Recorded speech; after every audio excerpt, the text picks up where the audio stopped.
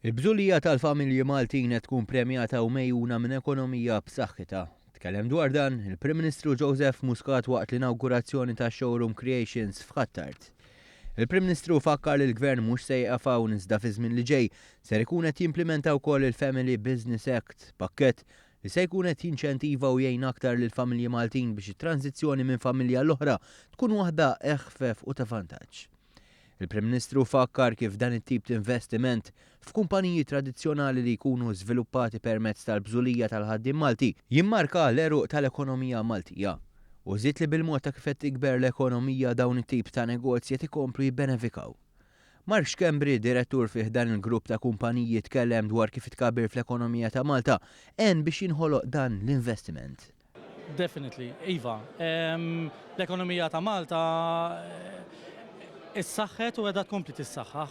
Naraw mill-investimenti li għamilna aħna stess, kieku l-ekonomija mhix b'saħħitha, ma tagħmel sens li inti tinvesti f'dat tip ta' negozju. Anki l-materjali li tfajna ġew, il-materjal huwa differenti, provajna nażlu materjali li huwa ta' ċertu livell, ta' ċertu klassi, u kemm jista' jkun nippruvaw anki nolqtu l-but ta' kulħadd. L-Island Holdings huma grupp ta' kumpaniji li bdew permezz ta' investiment minn Andrew Camilleri lura fl-1985. Tul is-snin komplew jikbru sakemm illum ħolqu wkoll dan il-kunċett ta' one-stop shop f'Ħattart fejn wieħed ikun jista' jifforma l-kamra li jrid f'qasir żmien u f'post wieħed.